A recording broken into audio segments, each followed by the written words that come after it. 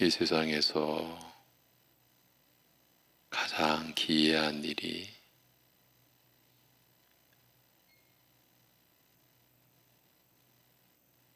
우리들이 주님을 알고 주님을 믿게 된 어떠한 상황에서도 주님만을 신뢰하고 의지하게 된 이 일을 우리 안에 홀로 이루신 우리 아버지 하나님, 그러기에 우리가 이 세상이나 육신에 빠져서 갈 길 잃은 양처럼 헤매며 살아가는 일이 우리 안에서 이제는 있을 수 없는 일이요 일어나서는 안 될 일로 여기는 그 순전한 믿음으로, 그래서 오늘도 잠자는 믿음이 아니라 깨어있는 믿음으로 주님을 바라보고 우리를 위하여 다시 오실 주님을 기다리는 그 믿음으로 살아가는 한날을 친히 주님께서 주장하여 주시고 우리를 이끌어 주시옵소서. 우리에게 생명을 주신 주님의 말씀을 언제나 사모하며 언제나 즐겨 보고 들으며, 그래서 이 새벽에도 주님의 말씀으로 기도할 수 있는 은혜를 누릴 수 있게 하여 주시옵소서. 주 예수 그리스도의 이름으로 기도하옵나이다. 아멘. 로마서 11장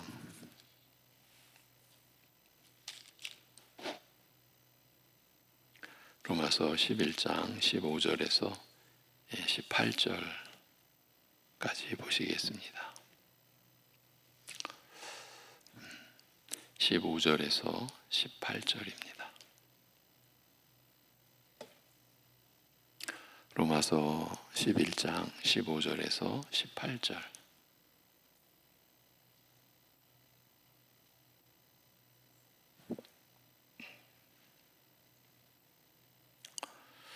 네, 15절부터 같이 보시겠습니다.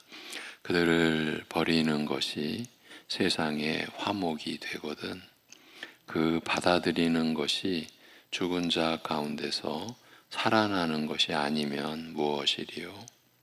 제사하는 처음 익은 곡식 가루가 거룩한즉 떡덩이도 그러하고 뿌리가 거룩한즉 가지도 그러하니라.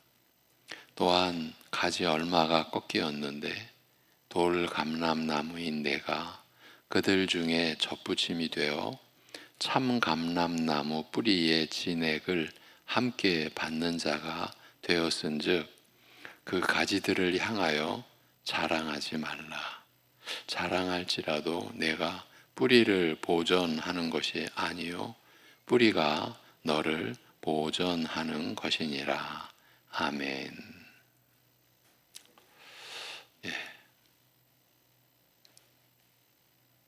우리가 믿음으로 사는 것이 전체적으로는 우리를 향하신 하나님의 그 선하시고 온전하시고 기뻐하시는 뜻을 이제 구하는 가운데 이루어지게 된다라는 것을 우리가 점차 깨달아가고 또 실제로 그 삶을 우리가 살아가기 위하여 하나님 앞에 은혜를 간구하고 우리가 노력하고 애쓰게 이제 되어 있는데, 그 하나님의 뜻이 어디까지 미치는지를 우리가 요즘에 이 로마서 11장의 말씀을 통해서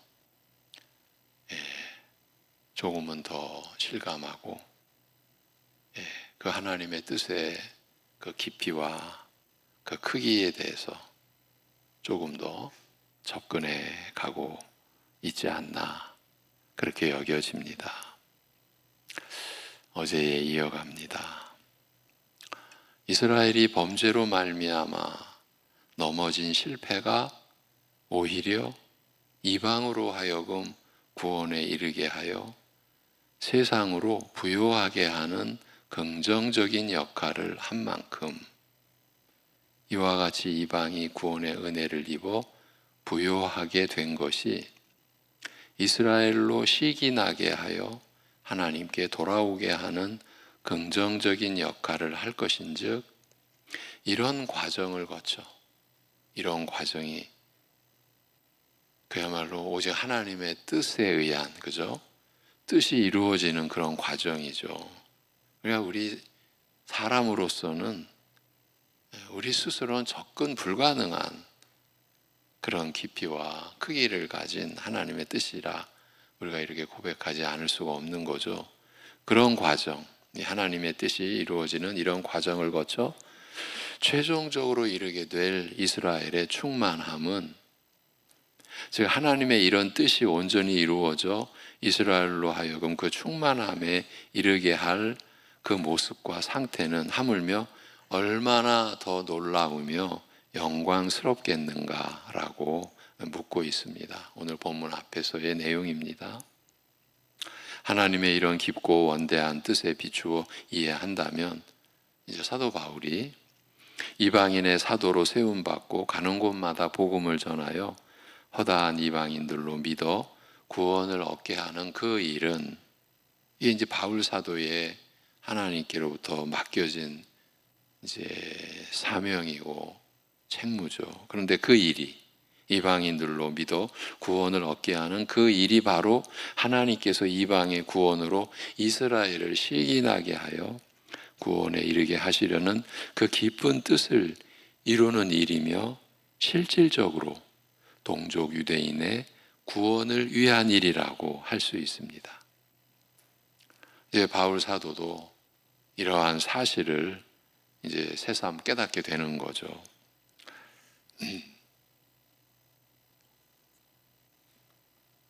하나님의 이런 뜻을 깊이 이해하는 바울은 이방인의 사도로서 이방인들에게 복음을 전하여 구원하는 직분을 영광스럽게 여기며 충성되이 감당하고자 심혈을 기울이면서도 이것이 유대인의 구원과 분리되지 않고 긴밀하게 연결되어 있음을 아는지라. 그러니까 자신의 사역이 이방인의 사도로서의 사역이 유대인의 구원과 분리되지 않고 긴밀하게 연결되어 있음을 아는지라. 어찌하든지 내 육적 동족을 시기나게 하여 저희 중 얼마를 구원하고자 하노라고 동족 유대인의 구원을 바라는 간절한 심정을 피력하고 있습니다.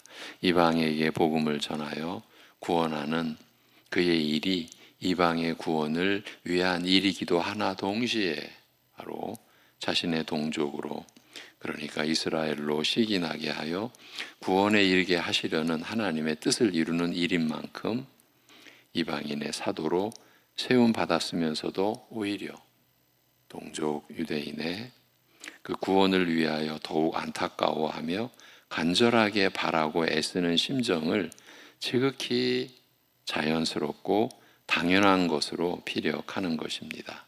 이제 이러한 내용의 흐름 속에서 오늘 본문 15절 저희의 버림받음이 버림받음 이제 우리말로는 버리는 것 저희의 버림받음이 세상의 화목이 된다면 그러니까 이스라엘의 버림받음이 세상의 화목이 된다면 그들을 받아들이심이 죽은 자들 가운데서 얻는 생명이 아니면 무엇이겠느냐라고 말씀합니다. 그러나 저희의 범죄가 세상의 부요함이 되고 참 일반 상식적으로는 이게 말이 안 되는 내용을 지금 우리가 보고 있는 거죠. 누군가 범죄한 게 세상의 부요함이 됐다. 근데 이게 지금 하나님의 말씀입니다. 저희의 범죄가 세상의 부요함이 되고 저희의 실패가 이방의 부요함이 되었다면 하물며 저희의 충만은 어떠하겠느냐. 범죄가 실패가 세상의 부요함, 이방의 부요함을 가져왔다면 저희의 충만은 어떠하겠느냐라는 앞에 12절의 질문을 한층 더 심화시킨 물음인 만큼 15절이요. 12절의 질문을 한층 더 심화시킨 물음인 만큼 앞서 언급한 이스라엘의 충만에 관하여 설명하는 내용이라 이렇게 볼 수 있습니다. 이스라엘을 버리심과 받아들이심에 대하여 설명하되 저희가 버림받아 끊어짐으로써 세상이, 그러니까 이방이 하나님과 화목하게 된 만큼 저희를 받아들이심은, 저희를 버리심이 세상이 하나님과 화목하게 되는 일을 일으킨 만큼, 그러면 저희를 받아들이심은 이거야말로 죽은 자들 가운데서 얻는 생명과 같으리라는 뜻입니다. 여기서 이 죽은 자들 가운데서 얻는 생명이라는 이 말 역시 일반적인 구원의 은혜를 대표하는 말, 곧 영육간의 죽음에서 살림받아 누리는 생명, 그 생명을 뜻한다고 보기 어려운 까닭은, 그러니까 우리가 일반적으로 신앙 고백하는 우리가 죄와 허물로 죽음 가운데서 얻는 새 생명, 이런 의미로 여기서 받아들이기 어려운 까닭은, 이 표현이 이스라엘의 충만을 설명하는 핵심 내용이기 때문입니다. 즉 이스라엘이 버림받아 끊어진 다음 다시 받아들여지는 것과 관련된 영광을 뜻하기 때문입니다. 이것을 이스라엘의 충만이라고 한 만큼 이스라엘을 향한 하나님의 궁극적인 뜻과 계획이 이루어져 이스라엘 역사가 그 충만에 이를 때의 영광은 마치 죽은 자들 가운데서 살림받아 부활하는 것 같이 기이하고 충격적일 것을 알리고자 한 것으로 볼 수 있을 것입니다. 그러니까 저들의 받아들이심이 죽은 자들 가운데서 얻는 생명과 같으리라라고 하는 것은 우리가 일반적으로 하는 신앙 고백, 죽은 자들 가운데서 우리가 새 생명을 얻었습니다, 그 의미가 아니라 그와 같은, 마치 죽은 자들 가운데서 살림받아 부활하는 것 같은, 그렇게 기이하고 충격적일 것을 알리고자 한 내용인 것이죠. 그런데 오늘 우리가 좀 주의를 기울일 내용이 이 15절에 이제 버리심, 버리는 것을 버리심, 또 받아들이는 것, 받아들이심 이렇게 표현하겠습니다. 15절에 이 버리심과 받아들이심의 뜻을 이해하는 데에는 한 가지 주의해야 할 점이 있습니다. 앞에서는 이스라엘 중에서 택함을 받은 자는 하나님께서 어렵고 험악한 환경 속에서도 보전하셔서 순전한 믿음으로 구원받게 하셨으나 택함을 받지 못한 자는 완악함에, 강팍함에 버려두어, 그 우둔함에 버려두어 구원에 이르지 못하게 하신 것으로 말해온 만큼 여기서 이스라엘의 버리심을 자연히 비택자, 그러니까 선택받지 못한 자의 완악하여짐과 연결을 짓고 이스라엘을 받아들이심을 하나님께서 그 선택하신 자를 구원하시는 은혜와 그렇게 단순하게 연결짓기가 쉽습니다. 이스라엘을 버리시는 것, 이것은 선택받지 못한 자의 그 완악하여짐, 이렇게 연결을 짓고 받아들이심은 자연스럽게 그 택한 자를 구원하시는 은혜로 이렇게 연결을 지을 수 있는 거죠. 쉽게 그렇게. 그러나 그렇게 할 경우 서로 상충하고 모순되는 경우가 이제 곳곳에서 생겨나게 됩니다. 선택받지 못한 자의 버리심은 사실은 참 두려운 표현이지만 완전한 버리심, 그러니까 택함받지 못한 자의 이 버리심은 그 완악함에 내버려 두심은 이건 완전한 버리심, 즉 다시 돌이키거나 회복할 가능성이 없는 버리심이기 때문에 바로 이어 받아들이심에 관하여 말한 내용과 충돌하게 됩니다. 바로 이 내용입니다.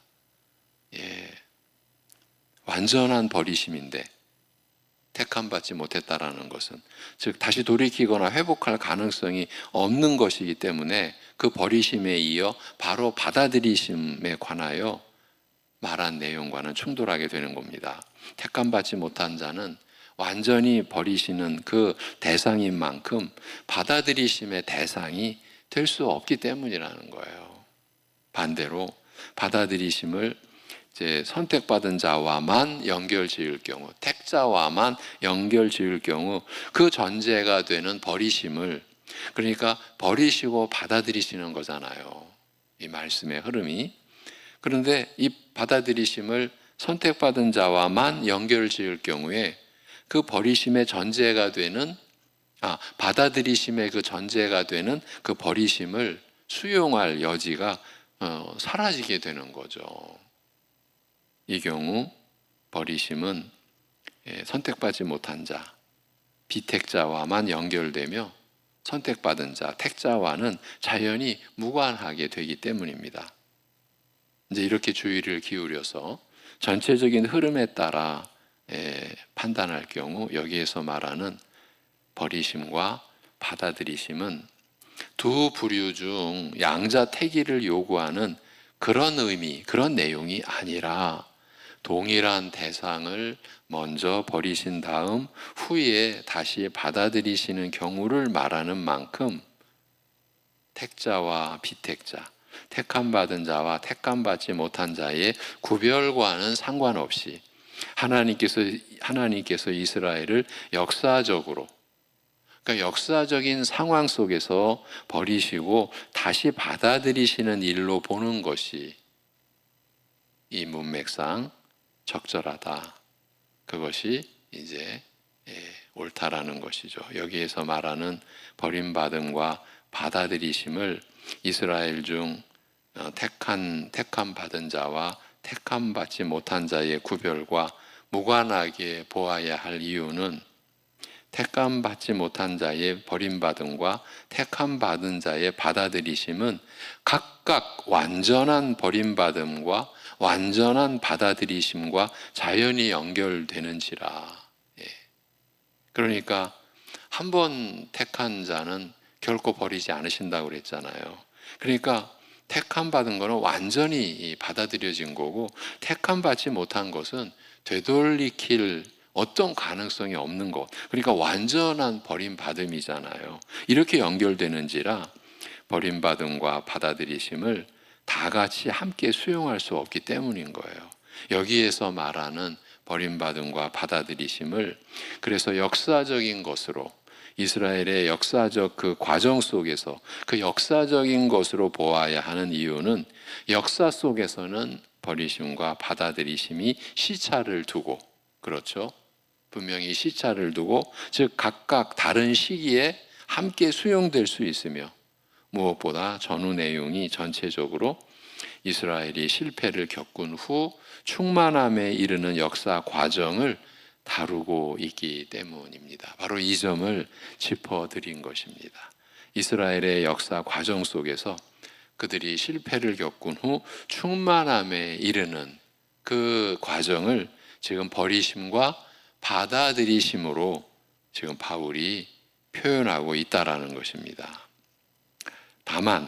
그런데 여기에서 말하는 버리심과 받아들이심을 이와 같이 역사적인 그 관점에서 역사적인 것으로 볼 경우 그 대상으로 언급된 이스라엘이 구체적으로 누구인가를 결정하는 것이 또 사실 매우 까다로워집니다. 역사적 버리심과 받아들이심의 대상인 만큼 우선은 역사적 이스라엘, 쉽게 말해서 택자와 비택자를, 택함받은 자와 택함받지 못한 자를 다 같이 포함하는 육적 이스라엘로 보아도, 육적 이스라엘 전체, 그렇게 보아도 큰 문제가 없습니다만 전체 내용과 연결하여 깊이 들여다볼 경우 이스라엘의 충만, 곧 이스라엘의 역사적 완성을 바라보는 관점 내지 차원을 고려해야 할 뿐더러 이스라엘의 역사적 완성을 지금 수용해야 하는 그런 차원을 고려해야 할 뿐더러 다음 16절 이하의 내용에서는 이방인이 이스라엘의 접붙임을 받는 것으로 연결되는 만큼, 그래서 이제 나무의 비유를 드신 거죠. 접붙임이라는 개념을 쓰시기 위하여 이방인이 이스라엘의 접붙임을 받는 것으로 연결되는 만큼, 즉 혈통적으로 이스라엘에 속하지 않는 데다가 오랫동안 이스라엘 역사의 흐름으로부터 단절, 배제되어 온 이방까지 수용해야 하는 만큼 문제가 매우 복잡하고 까다로워지기 때문입니다. 그러니까 이 버리심과 받아들이심을 역사적인 관점에서 볼 경우 그 대상으로 언급된 이스라엘을 결정하는 것, 누구냐? 이스라엘이 구체적으로 그렇다면 누구냐? 이걸 결정하는 것이 매우 복잡하고 까다로워진다라는 내용입니다. 16절에서 첫 열매가 거룩한 즉 반죽이, 우리말로는 떡덩이라고 그랬죠. 그 반죽이 그러하며 뿌리가 거룩한 즉 가지들도 그러하니라고 합니다. 이스라엘을 버리심이 세상으로 부요하게 하였다면 이스라엘을 받아들이심은 죽은 자들 가운데서 얻는 생명이 아니면 무엇이겠는가라고 하여 이스라엘의 실패마저 하나님의 깊은 뜻을 이루는 계기와 도구가 되며, 얼마나 사실 놀라운 내용입니까? 그들의 실패마저 하나님의 깊은 뜻을 이루는 계기와 도구가 되며 더욱이 하나님의 뜻이 온전히 이루어져 이스라엘 역사가 그 충만함에 이를 경우, 이 충만함이라는 표현이 12절에 나오죠. 그들의 충만함. 이렇게 하나님의 뜻이 온전히 이루어져 이스라엘 역사가 그 충만함에 이를 경우 그 영광은 마치 죽은 자 가운데서 부활하는 것과 같이 기이하고 충격적인 것을 말하였습니다. 이런 내용에 이어 16절에서는 이스라엘이 이방 구원의 첫 열매와 뿌리가 된다라는 사실을 알리고 있습니다. 우리가 앞에서도 살펴왔지만, 그러니까 이스라엘과 이 이방이 이렇게 얽혀 있는 거예요. 참 이게 놀라운 내용입니다. 다른 서신서에서도 예수 그리스도 안에서 만물을 통일되게 하려 하심이라는 이러한 개념이 에베소서에서 우리에게 주어진 계시죠. 이러한 내용이 지금 이스라엘과 이 이방의 관계에 대한 우리의 단편적이거나 우리의 또 너무 좁은 관점이 아니라 너무나 이 원대한 하나님의 뜻 안에서 우리가 받게 되는 진리의 개념이죠.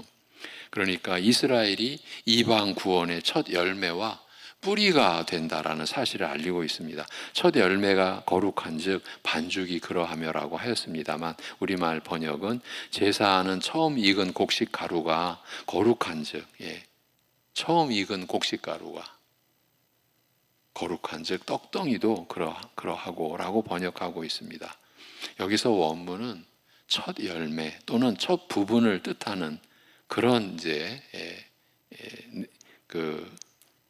말인 만큼 첫 열매가 거룩한 즉 그것을 빻아 만든 가루로 만든 반죽, 그 반죽으로 구운 떡도 거룩하다라는 뜻으로 이해한 것으로 보입니다. 대부분 첫 열매가 거룩한 즉 반죽, 그 떡덩이도 그러하며라고 한 이 표현이 민수기 15장 19절과 20절의 규례를 염두에 두고 있다고 봅니다. 약속의 땅에 들어가서 그 땅의 양식을 먹을 때 거제를 드리되 너희 반죽들의 첫 것을, 제사를 드리되 너희 반죽들의 첫 것을 떡으로 만들어 드리라고 명하고 있습니다만 사실 또 그 표현이 애매하여 그 뜻을 분명하게 결정하기가 또 쉽지 않습니다.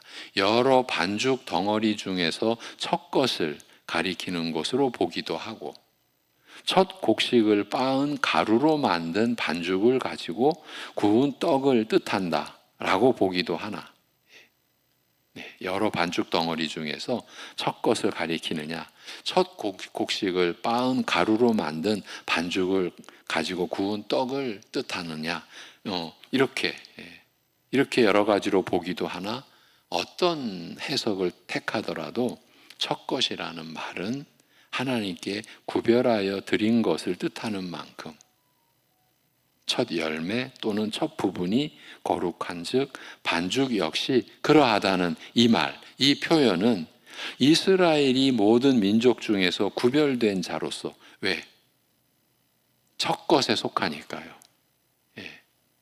하나님이 아브라함을 부르셔서 이스라엘의 족속을 세우실 때 이것은 이방과 구별된 첫 것, 첫 열매, 첫 부분이지 않습니까? 그러니까 이스라엘이 모든 민족 중에서 구별된 자로서 누리는 독특한 지위를 뜻하는 비유인 것만큼은 확실하다라는 겁니다. 수많은 이방인들이 복음을 받아들여 유대인 신자들과 더불어 한 몸 된 교회를 이루게 된 것을 두고, 비록 이방이 유대인과 더불어 한 덩어리의 반죽을 이루게 되었으나 이 전체를 거룩하게 하는 것은 첫 것 또는 첫 열매로서 하나님께 구별되게 드려진 이스라엘로 말미암는다는 이 사실을 밝힌 것으로 볼 수 있습니다.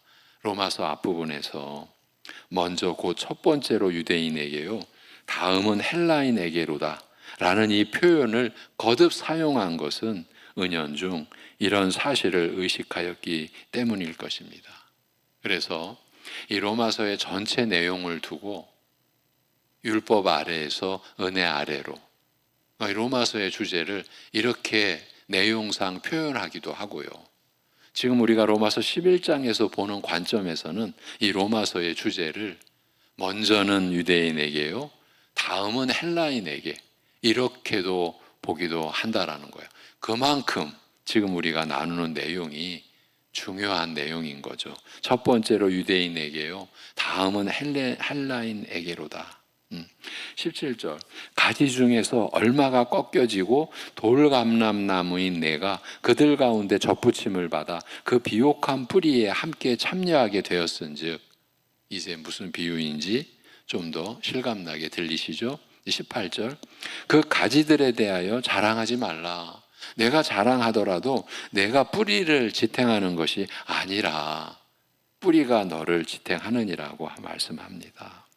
이방 중에서 믿어 구원의 은혜를 입은 자들을 향하여, 우리를 말하는 거죠. 이방인들 중에서 믿어 구원의 은혜를 입은 이들을 향하여 돌감람나무에 불과한 내가 원가지들이 일부 꺾여지고 대신 그들 가운데, 그러니까 참감람나무의 이 원가지들이 일부 꺾여지고 대신 그들 가운데 접붙임을 받음으로써 그 비옥한 뿌리에 함께 참여하게 된 만큼 우리가 받은 구원의 은혜를 이렇게 지금 비유하여 표현한 것이에요. 원가지들이 꺾인 곳에 우리가 대신 접붙임을 받음으로써 그 비옥한 뿌리에 함께 참여하게 됐다라는 거예요. 그렇게 된 만큼 꺾여진 본래 가지들에 대하여 자랑할 처지가 아님을 일깨우는 말인 거예요. 그러니까 메시아를, 복음을, 하나님의 의를 받아들이지 않고 불신하고 거부하는 그들을 향해서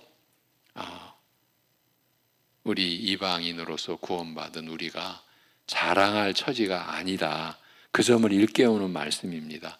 너희가 접붙임을 받은 이스라엘이라는 뿌리가 너를 지탱하는 것이지 내가 뿌리인 이스라엘을 지탱하는 것이 아님을 그래서 기억하라고 말하는 것입니다. 모든 민족 중에서 구별된 이스라엘의 이 독특한 지위, 이미 앞에서 로마서 3장 1절에서 유대인의 그러면 나음이 무엇이냐 이렇게 물음으로써 간접적으로 암시한 유대인의 독특한, 유대인의 우월한 지위, 먼저는 유대인이요 다음은 헬라인이니라고 하여 거듭 확인한 이스라엘의 이 우월적 지위에 대하여 알리는 내용입니다만, 이방인으로서 그리스도를 믿는 자가 유대인 신자보다 압도적으로 우세한 상황임에도 여전히 유대인의 우월적 지위를 거듭 확인하는 까닭에 대해서, 그리고 그 우월적 지위는 구체적으로 어떤 것인지 이제 자세히 살펴볼 필요가 있습니다. 이렇게 보면 앞으로 전개될 내용이 짐작이 되는 것이죠. 지금 바울 사도가 자기 동족 이스라엘의 구원에 대한 너무나 애타는 간절한 마음을 피력하면서 이 가운데서 하나님의 선택의 이 신묘막측함, 사실은요, 하나님의 선택이 없이는 이 세상에 그 누구도 구원받을 수가 없었어요. 이러한 관계 속에서 이방인의 사도로 헌신한 바울 사도가 자신의 그 사역이 결국은 이스라엘의 구원을 위한 일이었다라고 하는 이 하나님의 너무나 놀랍고도 깊은 뜻에 이르게 되고, 우리에게 그 내용, 그 계시를 기록하여 전해주고 있는 것이죠. 우리는 이러한 말씀을 통해서 우리를 향한 사실 하나님의 구원의 이 뜻이 얼마나 깊고 얼마나 놀라운 것인가. 그러니까 이전의 이 역사 속에서 우리가 지금 구원받은 이 일이 이루어진 거예요. 그러한 우리가 의식을, 인식을 하게 될 때 우리의 믿음의 규모가, 우리의 믿음의 뿌리가 어떠한지, 어디까지 내려가는지. 그래서 베드로 사도가 베드로 후서에서 우리가 동일하게 보배로운 믿음을 받았다라고 고백한 그 동일한 그 보배로운 믿음의 의미와 가치를 우리는 또 로마서 11장을 통해서도 이렇게 접할 수가 있게 되는 것이죠.